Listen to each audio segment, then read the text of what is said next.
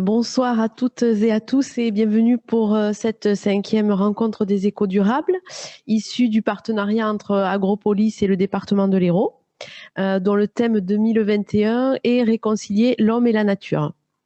Donc, la maison départementale de l'environnement, qui est au domaine de Restinclières à Prades-de-Lez, propose également une programmation autour de sorties nature, d'événementiels, d'expositions. Et donc, je vous invite à parcourir cette programmation sur notre site internet. C'est www.domaine-de-restinclières.hérault.fr, tout en minuscule, en attaché. Donc, pour ce soir, nous retrouvons autour de ce 5e rendez-vous. Le sujet abordé sera le pastoralisme et territoire. Et cette conférence donc, va être animée par 3 intervenants. Donc, tout d'abord, Charles-Henri Moulin, enseignant-chercheur à l'Institut Agro Montpellier Supagro. Également, Noémie Cabane, chargée de mission pastoralisme pour la communauté de communes Cos-Égual-Cévennes Terre Solidaire. Et également, Patrick Maillet, berger et ingénieur écologue. Voilà. Donc, je vous remercie à tous les 3 d'être présents et je vous laisse donc la parole. Oui, donc on va commencer d'abord avec Charles-Henri, donc en tant qu'enseignant-chercheur à Montpellier Supagro et puis directeur adjoint d'une unité de recherche qui travaille sur les systèmes d'élevage méditerranéens et tropicaux. Donc vous êtes spécialiste de l'analyse systémique des systèmes d'élevage. Et donc pour nous faire un petit panorama de pastoralisme dans le Grand Sud de la France, un état des lieux et des défis. À vous.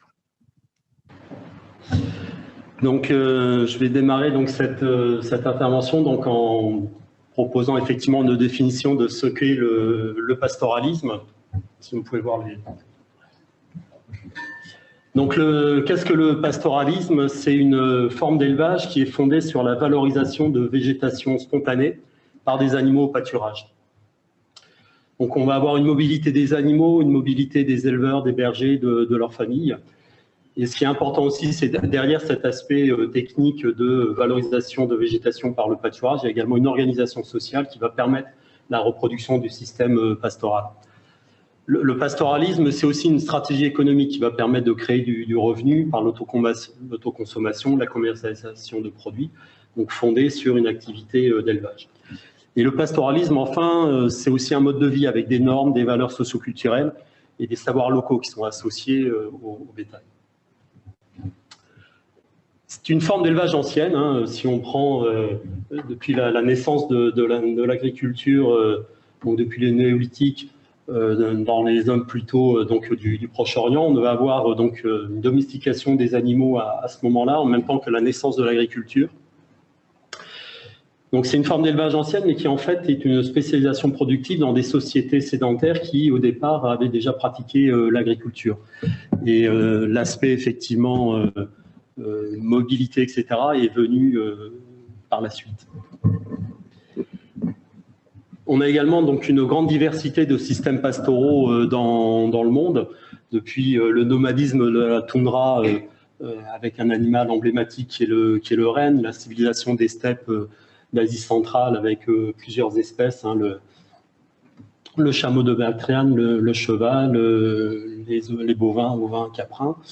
Le nomadisme montagnard qu'on va trouver depuis l'Atlas au Maroc jusqu'en Iran et dans l'Himalaya, donc avec un nomadisme beaucoup basé sur des petits ruminants et des mouvements altitudinaux. Une civilisation bédouine avec un animal emblématique, le dromadaire, et puis le nomadisme africain dans toute la zone sahélienne en Afrique. Alors, le pastoralisme aujourd'hui dans le monde, c'est 200 millions de ménages dans le monde en développement. Alors, les chiffres sont un peu anciens, mais voilà, ça donne une idée quand même de l'importance effectivement de cette activité à l'échelle mondiale. Mais c'est des pasteurs qui sont souvent incompris, marginalisés, exclus des décisions les concernant. Et donc, par exemple, l'initiative de la FAO a créé une plateforme de connaissances pastorales pour faire entendre la voix des pastoralismes sur la scène mondiale. Donc une activité ancienne, plutôt en régression, on va dire, et souvent marginalisée. Alors si maintenant, après cet aperçu très rapide à l'échelle mondiale, si on revient sur la France, en fait, en France aujourd'hui, le pastoralisme, on va plutôt parler d'agropastoralisme. C'est-à-dire qu'on est souvent sur des élevages qui vont associer effectivement l'utilisation de surfaces pastorales, mais également de ressources qui proviennent du cultivé, donc toujours par des animaux au pâturage et mobiles entre ces différents types d'espaces. Alors, si on essaye de voir le poids de l'agropastoralisme aujourd'hui en France, c'est une activité qui est assez difficile à appréhender au travers des statistiques nationales.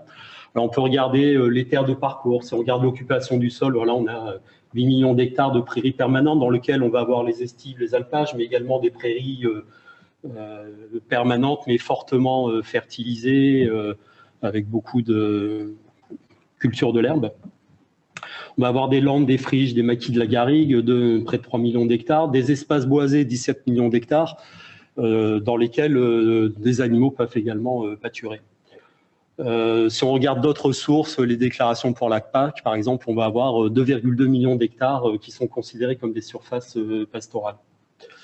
Si on regarde à l'échelle française la part des surfaces pastorales dans les surfaces agricoles, alors on voit 3 régions qui sont avec une part importante effectivement de surface pastorale dans la surface agricole, ce qui sont donc l'Occitanie, mais avec 25% à peu près, et puis PACA et la région Corse. Et quand on parle de surface pastorale, là, ça va être effectivement soit des bois pâturés, des surfaces de parcours où la strate herbacée est dominante, ou des surfaces de parcours où on va avoir surtout des lignes. Si on regarde maintenant du point de vue des élevages des cheptels, en France, alors pareil, là, le dernier recensement d'hystonomie, c'est 2010, le prochain est en cours. En 2010, on avait à peu près 35 000 exploitations avec un système d'alimentation considéré comme pastoral, ce qui représente 18% des exploitations avec élevage significatif en France. Donc voilà, c'est pas négligeable. Et si on prend une région comme le Languedoc-Roussillon de l'époque, il y avait 90% des élevages ovins de plus de 150 brebis ont des parcours. Si on regarde à l'échelle du massif alpin, par exemple, on a 680 000 hectares de surface d'alpage sur lesquels on va avoir des bovins, et donc des bovins allaitants également dans les Alpes du Nord, des ovins, des caprins, des équins, donc une diversité d'espèces également qui sont élevées dans ces systèmes pastoraux. Donc l'agropastoralisme en France, voilà, ça va être des milieux. On va avoir des milieux de type plutôt steppe. Là, c'est un exemple de la photo en haut à droite. Donc, ça va être une steppe dans la plaine de l'Accro. On va avoir des landes. C'est un exemple, la photo en haut à gauche, d'estives dans les Pyrénées, des surfaces effectivement là de bois pâturés. Donc, c'est des milieux élevés avec des animaux généralement adaptés à ce type de milieu. Là, on a des brebis tarasconnaises dans ces milieux-là de boisés. Et puis, ce sont des éleveurs, des bergers, des bergères qui conduisent ces animaux avec un certain nombre de savoir-faire pour pouvoir effectivement assurer un équilibre entre la famille, des milieux, ces différents types de milieux, un troupeau. Et c'est un équilibre qui est à construire, à renouveler. C'est toujours, on est dans un équilibre dynamique qui doit assurer l'alimentation du troupeau, mais également le renouvellement des ressources pâturées sur ces différents types de milieux, et puis assurer les revenus de la famille. Et cet équilibre, il est compliqué à maintenir, et il y a un certain nombre de risques, effectivement, de déséquilibre possible. Alors, si on regarde le pastoralisme, aujourd'hui en France, c'est un élevage multifonctionnel. C'est à la fois une activité économique qui va être un support de développement local dans des territoires à vocation pastorale. Donc, ça va permettre de créer du revenu pour les familles. Ça va permettre le maintien d'emplois indirects en amont, en aval des élevages. Tout ça, donc, ça va permettre un maintien de la population et des services associés dans des zones en déprise. C'est une activité économique qui fournit des aliments d'origine animale, généralement avec une forte identité, donc avec des signes à la fois de l'origine et de la qualité des produits. C'est un maintien de biodiversité domestique avec des races locales donc, qui assurent effectivement la fourniture de ces produits et la valorisation des milieux. Et c'est un maintien de paysages culturels, notamment par exemple dans le cas des Causses-Cévennes avec un paysage culturel de l'agro-pastoralisme méditerranéen. Et finalement, toutes ces contributions sont le support de réseaux professionnels en termes de gestion de traces, de transformation des produits, etc. C'est le support aussi d'autres activités économiques ou d'autres usages des espaces en termes d'activités de pleine nature, de tourisme, de chasse, etc. Et donc, cette activité économique et ses contributions participent à l'attractivité du territoire. C'est également une forme d'élevage qui va permettre le maintien de milieux ouverts, de végétation spontanée plutôt pérenne, de par l'action de l'animal et du pâturage, mais également l'action de l'homme qui fait pâturer les animaux, mais qui accompagne aussi par des pratiques, par exemple comme l'écobuage, l'entretien des milieux. Donc, ce maintien de milieux ouverts, ça va permettre la prévention des feux de forêt contre les incendies, la prévention des feux de forêt. Donc avec le maintien de pare-feu, de l'ouverture des pare-feux, etc.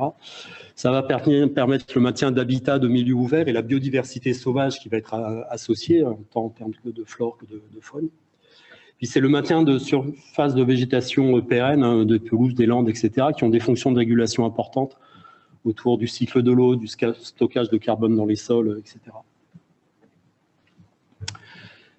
Et puis, cet élevage multifonctionnel, donc de par la mobilité des troupeaux, elle va permettre d'assurer des services écosystémiques dans plusieurs compartiments de l'espace et des échanges entre ces différents compartiments. Donc là, j'ai pris 2 exemples en termes de transfert de fertilité dans une mosaïque paysagère entre des terres de parcours et des terres cultivées, ou le pâturage de vignes ou de vergers enherbés qui se développe pas mal en Languedoc ou dans la vallée de la Durance, qui apporte des services pour l'agriculture avec la réduction d'usage d'intrants chimiques donc sur les vignes et les vergers.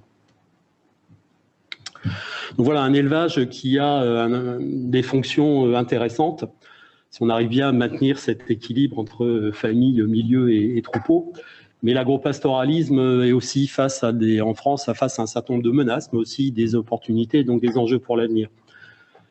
Il y a quand même une dynamique forte qui est la sortie de l'élevage agropastoral. Si on prend dans la dynamique longue sur plusieurs décennies, il y a un certain nombre de facteurs socio-économiques en termes de marché, de politique agricole, d'évolution de la démographie, d'occupation du sol, d'aménagement, etc., qui font qu'on a une logique d'intensification conventionnelle avec de plus en plus d'intrants, qui est une logique forte, et qui fait que voilà, on va avoir des élevages qui finalement ont développé la motomécanisation de la culture et de la récolte de l'herbe, donc avec un repli sur le cultivé, diminution du pâturage, plus de temps en bâtiment, etc. Et donc une sortie de cette forme d'élevage agropastoral, c'est quand même une dynamique forte. Avec une conséquence de ce mouvement d'intensification qui est une perte de savoir et de confiance finalement dans la capacité des surfaces pastorales à pouvoir effectivement alimenter les animaux.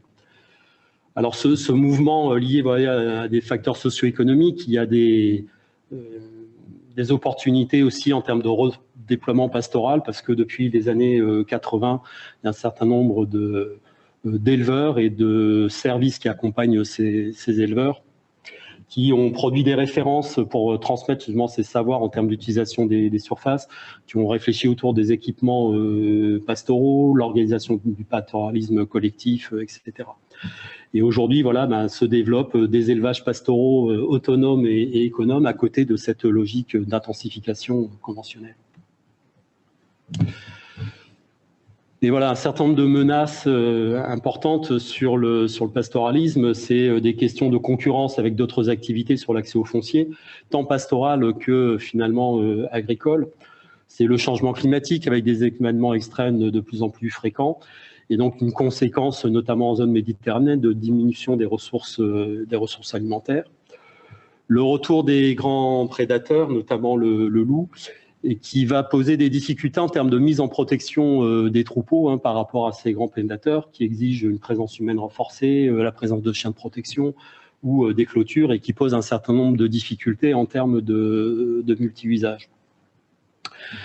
Mais l'agropastoralisme rencontre également des opportunités. Il y a des nouveaux espaces, quand je parlais des vignes enherbées, des vergers, etc. Il y a des demandes dans un certain nombre de territoires pour un retour de l'élevage dans des zones où il avait disparu. Et donc l'élevage agropastoral, il est favorable au multi-usage des espaces, et donc c'est un outil intéressant, mais avec également des difficultés. Autre difficulté, c'est la place de l'élevage pastoral dans les politiques publiques. il y a une difficulté de faire reconnaître finalement les surfaces pastorales dans la politique agricole commune, parce que ces surfaces sont jugées, vues de Bruxelles, comme étant des surfaces effectivement peu productives, etc. Il y a également des politiques publiques qui sont souvent sectorielles en termes d'agriculture, d'environnement, qui sont finalement peu favorables à cette multifonctionnalité de l'élevage, parce qu'elles peuvent parfois être contradictoires entre elles, et finalement c'est aux éleveurs, aux bergers à essayer d'assurer une cohérence par rapport à ces politiques publiques sectorielles. Et finalement, une opportunité ou une menace, ça va dépendre des territoires. C'est finalement en lien avec la place que prend l'élevage agropastoral dans la gouvernance des territoires, et qui nécessite effectivement une reconnaissance de ce caractère multifonctionnel de l'élevage agropastoral dans ses différentes contributions. Et là, selon les territoires où on va se trouver, dans lesquels se déclinent ces politiques publiques européennes et nationales, eh ben on peut avoir des situations relativement différentes. Et on va en voir un exemple sur un territoire particulier par la suite.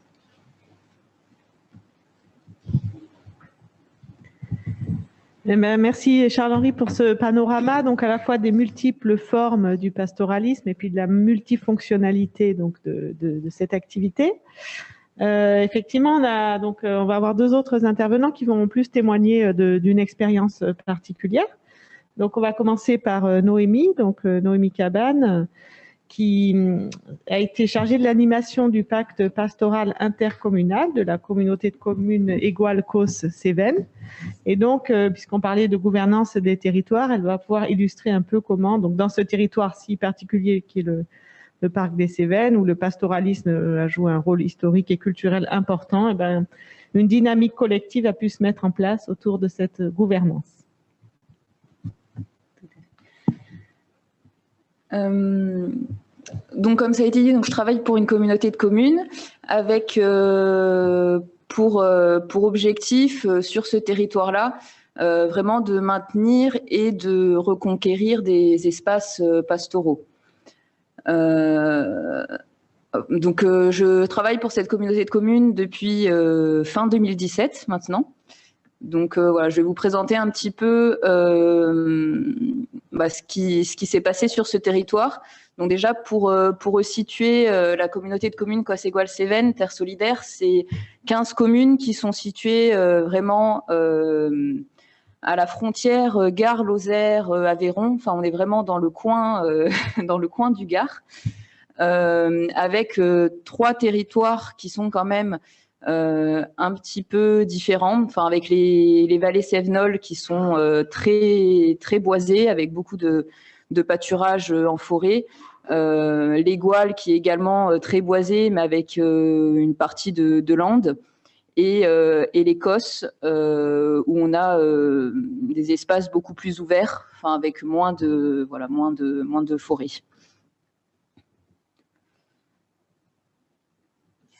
Donc voilà, juste pour situer un petit peu cette communauté de communes. Donc c'est vraiment un territoire très rural. On n'a pas d'agglomération sur la Comcom. On n'a pas de la plus grosse commune en termes d'habitants, c'est La Salle, je crois, et il y a je sais plus, mais 700 habitants, enfin quelque chose comme ça. Donc 5500 habitants pour 15 communes. Et une activité économique qui est vraiment structurée autour de l'agriculture, du tourisme, de la forêt, des commerces de proximité. Donc la principale activité, ça va être vraiment l'agriculture, dont le pastoralisme, du coup. Et au niveau environnemental, donc on est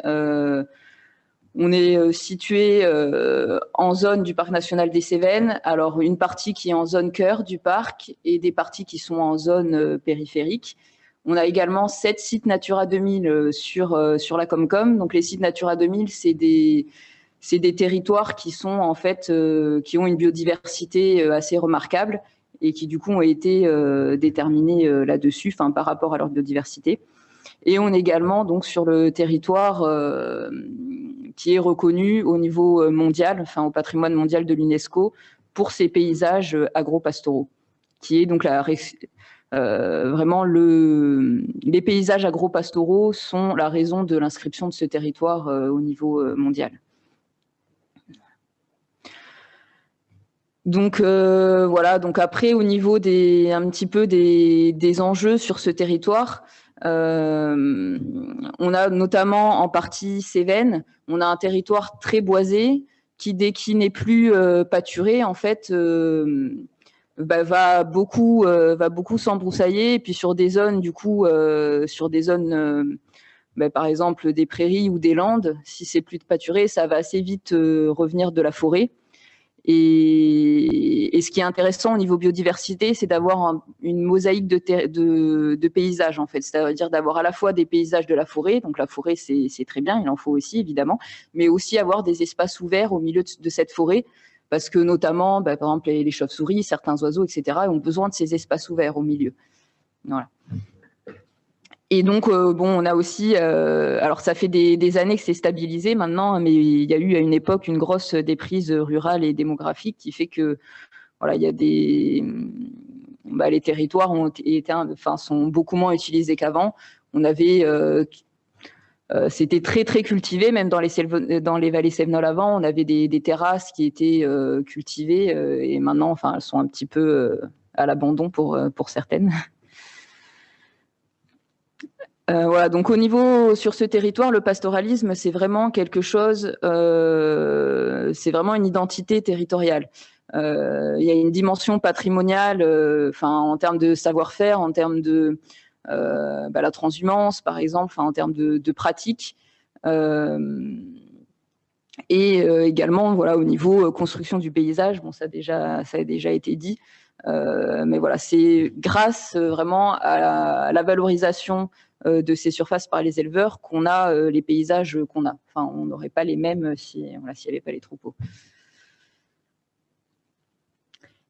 Donc sur le territoire, on a plus de 60% de la surface du territoire qui est pâturée.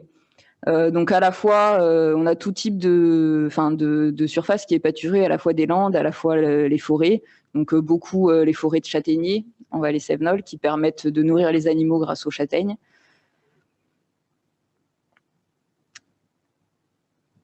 Et je vais pas, ça a déjà été un peu abordé, l'accès au foncier, mais voilà, sur notre territoire, c'est pas forcément spécifique à notre territoire puisque c'est un peu un problème partout, mais on a quand même des soucis, c'est-à-dire qu'un éleveur, il va avoir besoin de beaucoup de surface pastorale puisque justement il fait du pâturage en forêt, il fait du pâturage sur des surfaces qui sont pas forcément extrêmement productives, ou en tout cas pas toute l'année.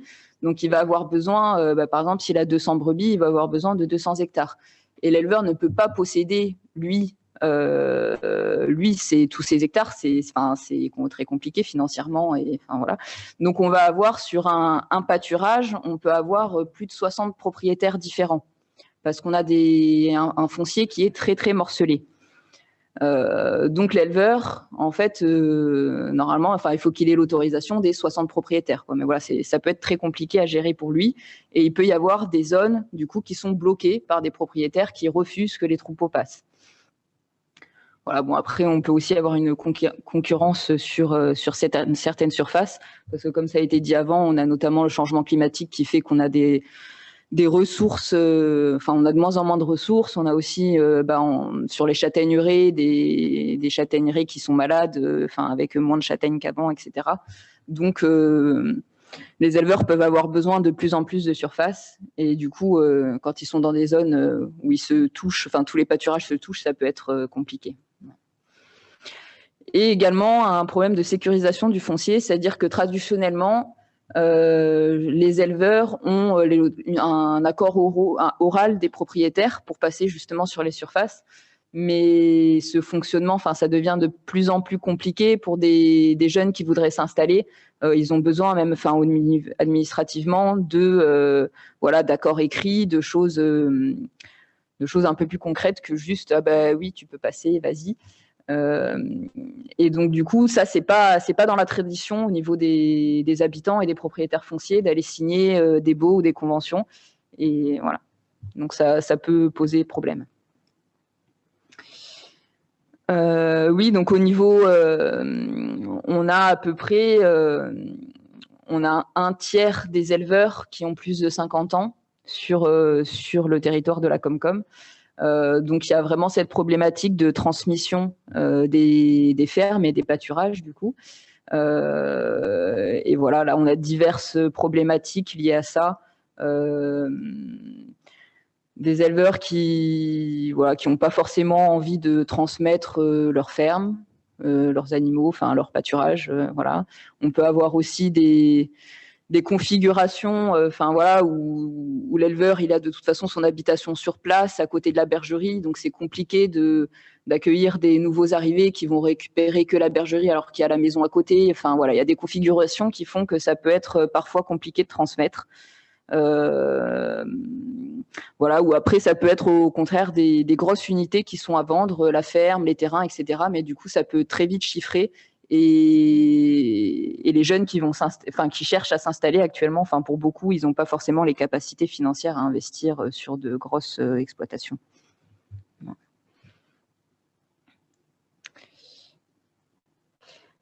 Voilà, donc après, la question de la circulation des troupeaux, bon, j'en ai déjà un petit peu parlé avec des propriétaires qui peuvent bloquer, mais après, on a aussi du coup l'accès aux différents pâturages, puisque les éleveurs peuvent avoir, ils vont avoir des pâturages pour certaines périodes, d'autres pâturages qui sont peut-être de l'autre côté de la montagne ou qui sont plus loin pour d'autres périodes, en fonction de la végétation, en fonction de son système.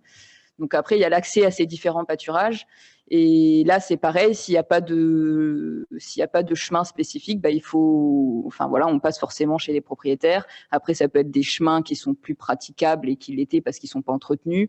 Il y a diverses problématiques. Et il y a également donc les chemins de transhumance qu'on appelle les drailles chez nous, qui n'ont pas de reconnaissance particulière. Donc c'est-à-dire que c'est n'importe quel type de chemin, ça peut être des chemins ruraux, et du coup ces chemins ne sont pas forcément, ils peuvent être théoriquement bloqués s'il y avait certaines drives qui passaient aussi par exemple chez des propriétaires privés ou qui se sont un petit peu décalés parce que il y a eu des éboulements, des choses comme ça, et du coup on est obligé de passer chez des propriétaires, et là si le propriétaire bloque, ça pose problème. Et puis du coup, l'état de ces chemins également qui peut poser problème, avec tous les chemins autour de l'Égoal notamment, où on a en fait, c'est des chemins qui ont été beaucoup construits avec des murs de soutènement. Enfin,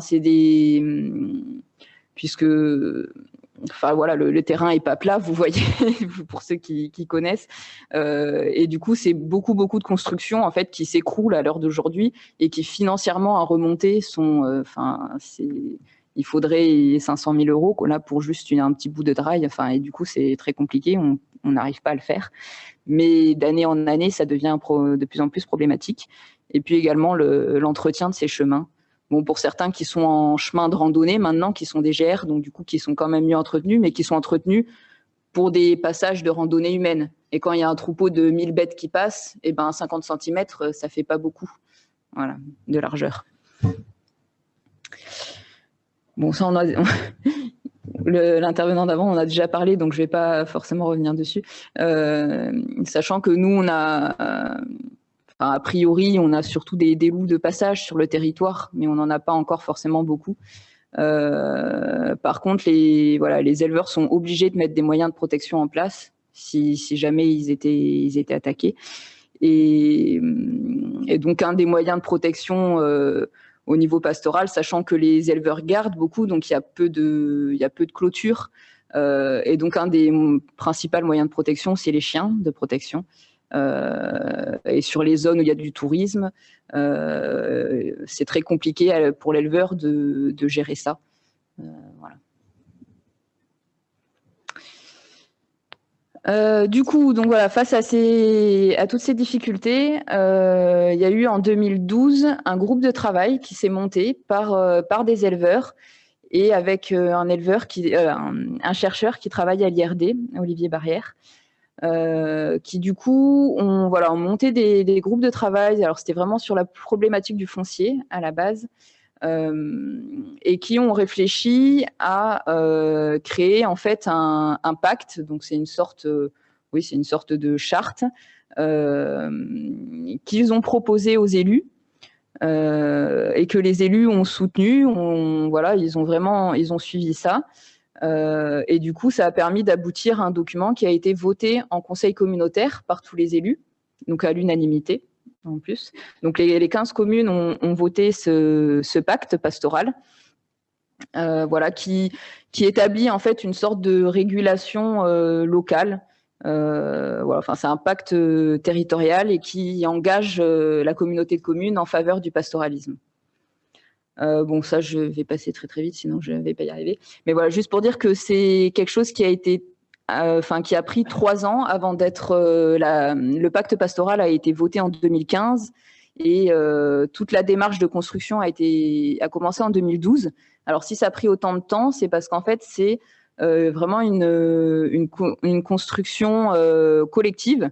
C'est-à-dire qu'il n'y avait pas. Donc, à la base, c'était les éleveurs et ce chercheur, mais ensuite, il y a eu tout un tas de partenaires qui ont assisté à la construction de ce pacte, qui ont donné leur avis. Il y a eu également des réunions publiques, donc pour avoir aussi le retour des habitants.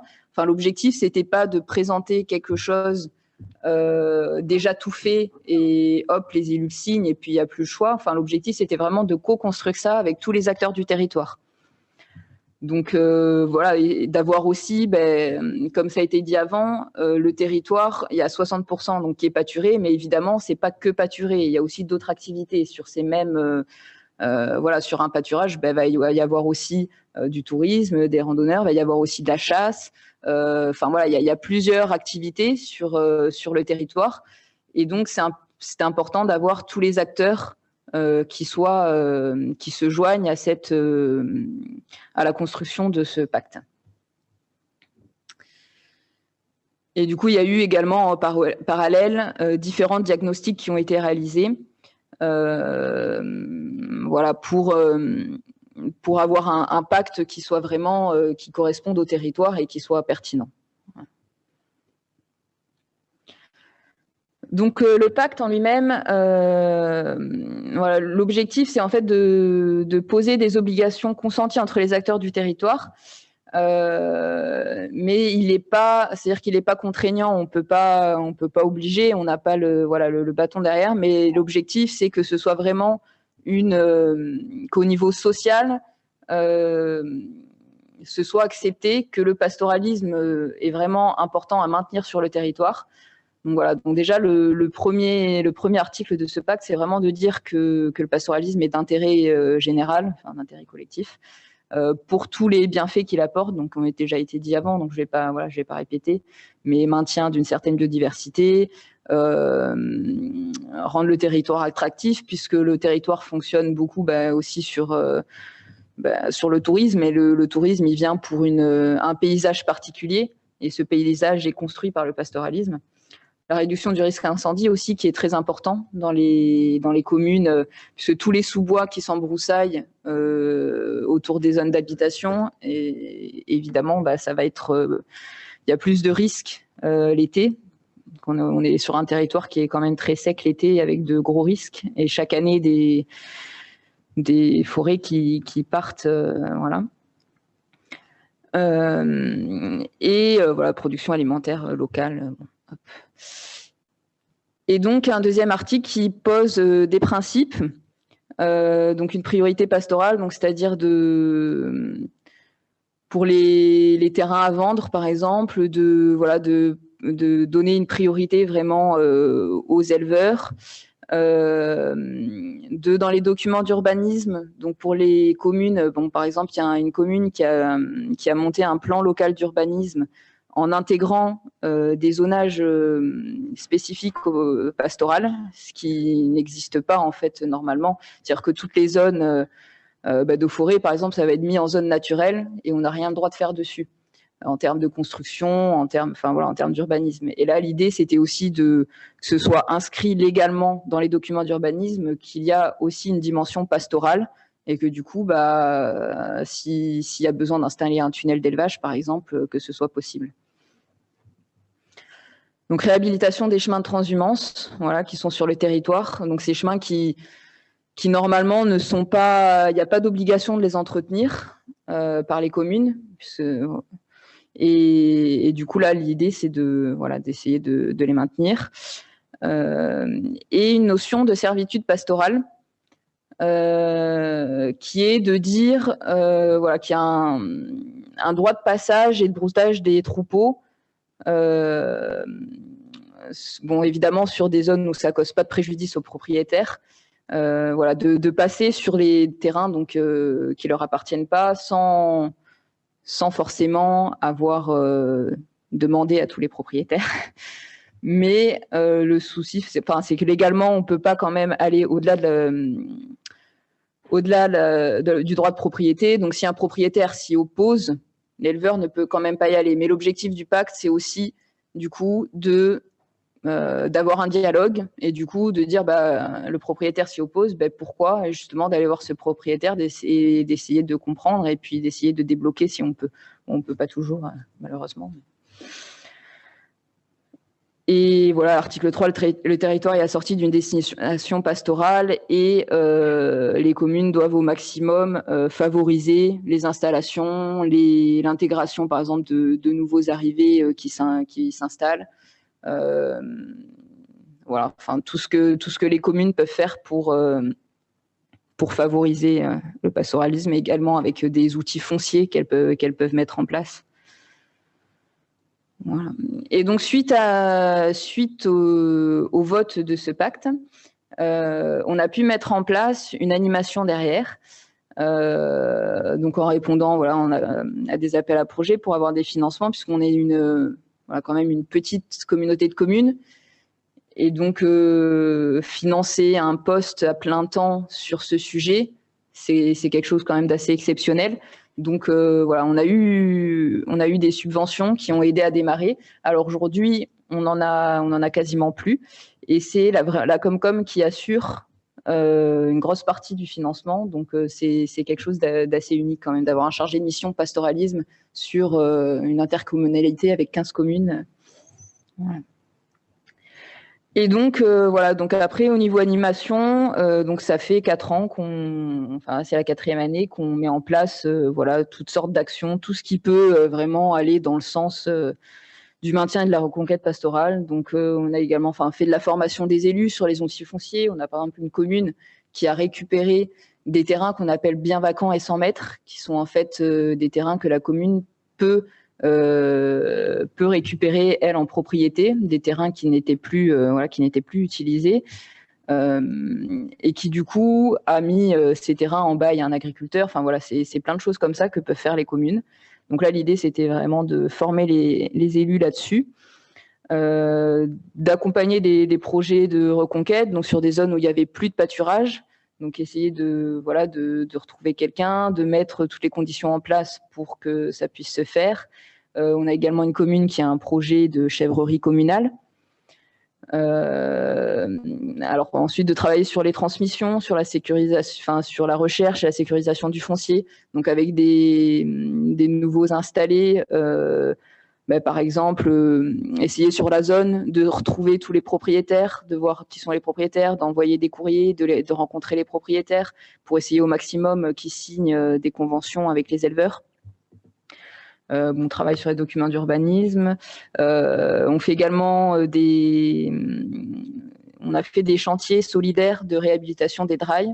Donc en fait, on a des bénévoles qui viennent et qui nous aident à nettoyer des morceaux de draille qui étaient très embroussaillés. Ça permet également de sensibiliser tous ceux qui viennent en même temps. Et voilà, tout ce qui est communication aux habitants, parce que les habitants, c'est du coup aussi les propriétaires fonciers, et c'est très important qu'ils sachent la dimension pastorale du territoire, son importance, et qu'ils mettent pas des bâtons dans les roues aux éleveurs. Là c'était juste quelques petites images pour montrer du coup ce qu'on faisait. Donc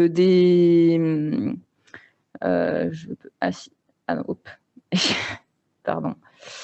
Bon, vous voyez, des cartes avec tous les propriétaires Donc, on a plus de 60 propriétaires sur des zones, ça peut être très compliqué. Donc, repérer tous les propriétaires. Après, on a fait donc des groupes de travail avec sur des zones où on a le parc qui participe, la chambre d'agriculture, enfin ça peut être la SAFER également, enfin un peu plein de partenaires, tous ceux qui travaillent sur l'élevage autour. L'idée du pacte aussi, de l'animation du pacte, c'est pas de prendre la place, de prendre la place des organismes qui existent déjà, mais plutôt de mettre en relation tout le monde. Voilà. Bon, du coup, hop. Voilà, donc juste pour dire, en 2020, on a fait un petit bilan. Donc globalement, on a un bon dynamisme au sein des communes en faveur du pastoralisme.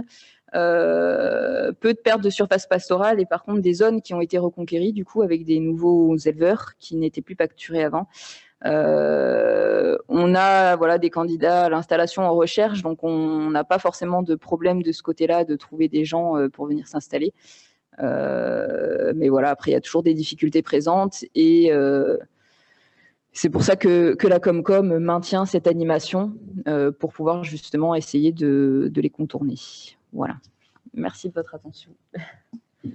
Merci Noémie donc pour cette présentation dense de tout le travail réalisé. On se rend compte qu'il faut beaucoup de temps pour atteindre des résultats, mais on commence à voir les résultats de votre travail, donc c'est encourageant. Donc on va maintenant passer à la présentation de Patrick Maillet, qui lui est éleveur et berger. Donc il va partager directement son expérience en tant qu'éleveur, comment lui ses activités contribuent au développement et à l'entretien de son territoire. Bonjour, du coup moi je vais essayer d'apporter un peu d'illustration aux propos que vous avez entendus. Alors pour ma part, je suis installé depuis 2014 avec un troupeau mixte au vin caprin.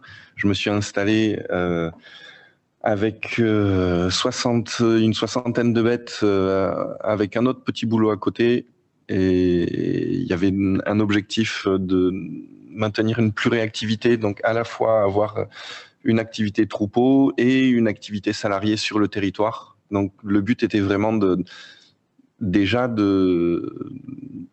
mêler cette activité économique qui est l'activité d'élevage à d'autres activités. Bon, assez vite, l'activité d'élevage a pris le pas sur le reste. C'est une installation qui est dite hors cadre familial, puisque moi je suis pas issu d'une famille d'éleveurs. Donc je n'ai pas bénéficié, en tout cas là où je me suis installé, ni de cheptel, ni de foncier, ni de rien du tout. Ce que j'ai appris, je l'ai appris avec des amis qui m'ont montré. J'ai un petit peu fait pendant une dizaine d'années, j'ai fait un petit peu les choses avec ces gens-là qui m'ont montré, qui m'ont expliqué, et je me suis lancé ensuite avec ce troupeau. Donc c'est un troupeau mixte au vin caprin. On essaie de valoriser à peu près tout ce que le troupeau nous met à disposition, c'est-à-dire la viande, la laine, le cuir, le fumier, le lait. Donc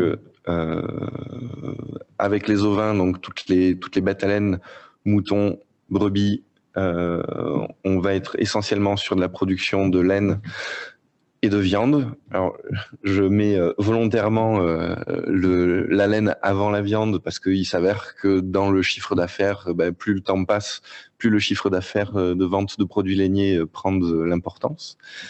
Donc on arrive à un chiffre d'affaires à peu près équivalent entre la vente de produits en laine et la vente de viande.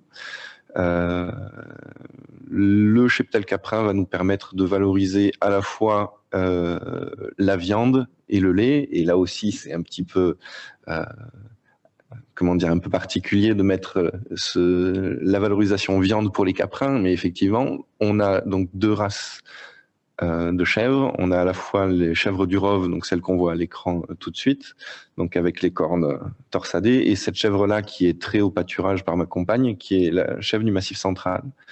Donc ces deux races-là, la chèvre du Massif central est plutôt à vocation laitière, et la chèvre du Rove est très mixte, donc effectivement il y en a quelques-unes qui passent sur le quai de traite, mais on valorise aussi en viande. Donc ce que vous voyez là, c'est un mouton. Alors, et je dis mouton, et là, j'utilise pas forcément le terme générique comme quand on dit un troupeau de moutons. C'est un mouton parce que c'est un mâle castré qui a fini sa croissance, et c'est un petit peu ça notre objectif de production. Et l'objectif de production. Les objectifs de production, en fait, on est complètement en décalage avec nos voisins, donc je sais pas si on... Surtout ne faites pas de généralité sur mes propos, mais en tout cas, moi, j'illustre un petit peu... Ouais, allez, je suis un peu mal à l'aise là-dessus, mais donc ces moutons-là, celui qu'on voit là en train de pâturer les vignes, c'est vraiment ça, nous, notre objectif de production, c'est-à-dire produire de la viande d'animaux qui ont fini leur croissance avec des ressources qu'ils ont prélevées sur le territoire et qu'ils ont prélevées à l'aide de leurs dents, c'est-à-dire qu'il n'y a aucune complémentation du troupeau. C'est donc une activité pastorale exclusive et extensive. Extensive parce que, comme les collègues l'évoquaient tout à l'heure, on utilise beaucoup de surface. Alors je mélange un petit peu tout parce que vous avez abordé énormément de notions et j'ai envie d'illustrer toutes les notions que vous avez abordées, mais on ne pourra pas le faire avec le temps imparti.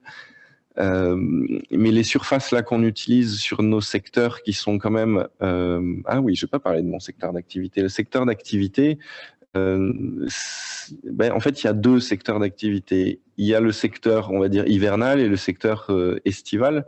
Le secteur hivernal, on est dans les zones de garrigues maigres qui sont situées au nord du Pic Saint-Loup, et en été, on monte en estive sur les Causses. Alors, si vous avez en mémoire la carte qu'a montrée Noémie avec la communauté de communes, en fait, on part de déjà 7-8 communes au sud-est de son territoire, et on traverse tout son territoire, donc les garrigues viticoles, les Cévennes, on passe par les crêtes des vallées cévenoles, on passe au pied des antennes de l'Égoile, donc on traverse le massif de l'Égoile pour aller finir sur la zone des Causses, donc on va passer l'été sur le Causse noir. Et cette complémentarité entre les deux territoires est pour nous essentielle, puisque c'est une complémentarité qui est logique. Alors déjà, on pourrait dire qu'on est un petit peu poussé dehors, puisqu'il n'y a plus aucune, enfin, on va pas dire qu'il n'y a plus aucune, mais c'est les conditions météorologiques très chaudes et sèches en été dans les garrigues fait que c'est assez difficile pour les bêtes, mais la ressource est grillée pour la plupart. Et on va suivre la ressource pour aller profiter de la ressource qui est plus verte sur les zones de Causses qui sont plus en altitude, et notre estive est essentiellement boisée. Alors, je ne fais que de la digression. Donc là, je vais évoquer plutôt les types de parcours. Une des spécificités, en tout cas de mon troupeau par rapport aux voisins, c'est qu'on est à plus de 90% sur des parcours boisés. Et ces parcours boisés nous apportent à la fois une ressource en herbe de sous-bois qui est assez minoritaire, mais énormément de ressources en feuilles. Donc on utilise la ressource en feuilles des arbustes, on utilise la ressource en fruits aussi, puisque la production de glands du chêne vert est très importante. Donc c'est une ressource primordiale pour nous. Les années où il n'y a pas ou peu de glands, c'est assez difficile. Et les surfaces qui sont utilisées, c'est à peu près 2 hectares par bête et par an pour la période hivernale, donc pour 9 mois dans l'année. On est quasiment à 2 hectares. Là, le troupeau, je vous donne toutes les infos en vrac, vous en ferez ce que vous voulez, ça vous titillera peut-être pour poser des questions après, pour aller plus loin sur un aspect ou un autre. Là, le troupeau, alors j'ai commencé avec 64 bêtes en 2014, et aujourd'hui, on a un petit peu plus de 500 bêtes en comptant les agneaux et les chevreaux. Voilà, je sais pas forcément où on en est du timing, mais je crois que on va On va à peu près... si, on est bon? On est bon. Ah, bah, je peux vous parler de plein d'autres choses encore. Sur l'intégration du troupeau sur le territoire, ce qui est un petit peu le cadre de ce cycle, enfin, si c'est pas du cycle de conférence, au moins de cette conférence-là. Pour moi, c'est quelque chose d'extrêmement important, le fait que mon activité s'intègre sur ce territoire, ou en tout cas sur le territoire ou sur les territoires sur lesquels on est présent. Je mets territoire au pluriel puisque on est en système transhumant, donc il y a ces deux territoires-là qui sont liés, mais qui ont quand même chacun leur spécificité. Donc on fait un petit peu un trait d'union entre ces territoires. Et on adapte nos pratiques aux deux territoires. Quand on est en été, on se fond un petit peu dans le moule des pratiques du Causse Noir. Et quand on est plutôt en zone des garrigues viticoles, on va se fondre avec les pratiques de ce secteur-là. Se fondre dans ces pratiques, ça veut dire travailler avec tous les autres, avec tous les voisins. Les garrigues viticoles, il y a les garrigues, mais il y a les vignes. Donc là, on voit tout de suite le troupeau dans les vignes à Corconne. Le troupeau va permettre de valoriser pour nous. Le troupeau va aller chercher de la ressource qui va nous être bénéfique à nous, puisque ça permet de nourrir le troupeau, mais ça permet aussi de consommer la ressource qui est un petit peu indésirable pour les viticulteurs. Ça permet aussi d'apporter sous forme de crottes un amendement organique dans les vignes. Donc certains disent la barre de coupe à l'avant et les pendeurs à l'arrière. Donc ça peut économiser un certain nombre d'heures de travail et de litres de gasoil aux viticulteurs, avec lesquels on va pouvoir, en tout cas pour ceux avec lesquels on peut avoir une discussion, puisque il y a beaucoup d'utilisation du troupeau en termes d'image. Donc là, on rentre dans une autre logique. On a soit une relation avec nos voisins qui sont des relations de construction. Donc, on va avoir un échange, mais on peut aussi avoir des relations de consommation. Soit moi, je vais consommer la ressource qui est chez le voisin sans aller chercher plus loin.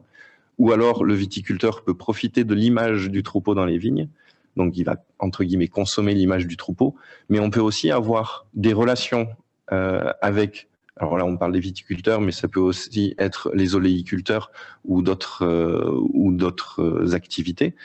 Et il y a certains domaines qui sont plutôt dans la consommation d'images, d'autres qui sont vraiment dans un travail de collaboration, et on voit évoluer les pratiques viticoles du fait de la présence du troupeau, avec une entente entre le troupelier et le cultivateur sur les dates de passage du troupeau qui sont optimales pour le cultivateur, viticulteur là en l'occurrence, les périodes de semis ou les périodes de semis en interrang si on veut rester sur la viticulture, les dates de taille où on va préférer décaler légèrement la date de taille ou faire passer le troupeau avant pour éviter que le troupeau ne mette en pagaille les tas de sarments dans les vignes. Enfin voilà, c'est tout un tas de choses qui peuvent être co-construites. Donc là, on part sur la co-construction, comme évoquait Noémie tout à l'heure.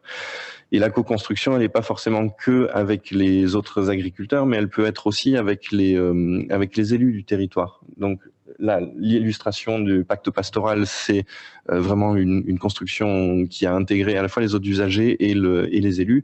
Et les élus sont vraiment peuvent être un gros moteur sur les pratiques pastorales. Alors, j'ai perdu les photos qui défilaient à l'écran, qui font un petit peu mon inspiration sur les propos. Voilà, merci.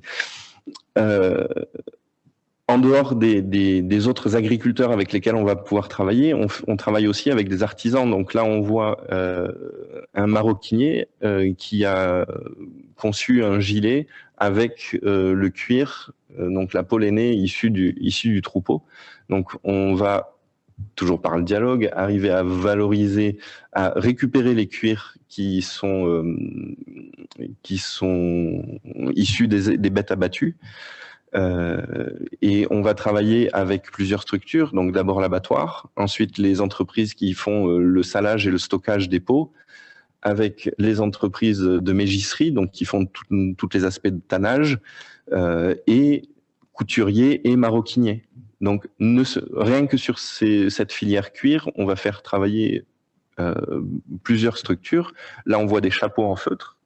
Donc ces chapeaux en feutre, c'est pareil, la tonte est effectuée par nos soins, le tri de la laine est aussi effectué par nos soins, mais ensuite on va faire laver la laine en Haute-Loire, on va faire carder la laine.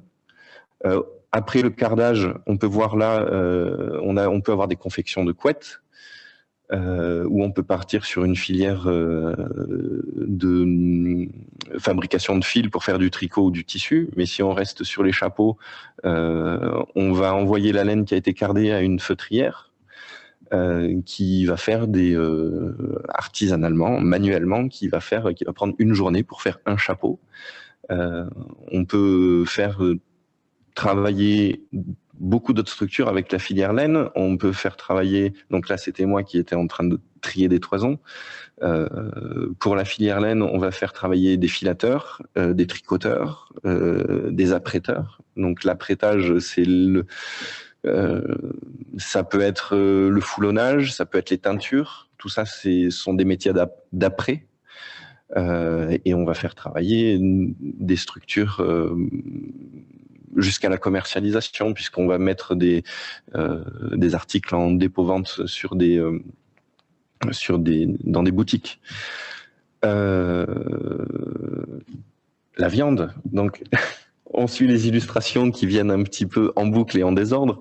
La viande, c'est pareil. On travaille donc là avec Monsieur Rousset, qui est un chef étoilé qui est à la retraite maintenant, mais qui nous a aidé à concevoir des recettes sur ces moutons. Donc les moutons de 3 ans qui étaient en fait la production principale dans nos zones de pâturage maigre, où en fait il est assez difficile, sans complémentation, d'avoir des agneaux qui soient d'une présentation convenable pour nos bouchées ou pour nos assiettes. Et dans nos systèmes où il n'y a pas de complémentation, il est préférable, avec les races adaptées, de laisser le temps aux bêtes d'aller jusqu'au bout de leur croissance, puisque ça ne va, nous, en tant qu'éleveurs, pas forcément nous coûter autre chose que du travail. En tout cas, ça ne nous coûtera pas plus de maïs, orge, soja ou autres compléments concentrés. Ça va pas nous demander d'aller faire des foins, mais ça va nous faire en tout cas de la belle viande persillée comme on voit à l'écran. Puisque c'est le temps long et le temps long qui va permettre à la viande de mettre du gras à l'intérieur plutôt que de mettre du gras à l'extérieur. Donc voilà, j'ai lancé tout un tas de perches sur les productions, sur les pratiques, sur les relations au territoire. Je vous remercie.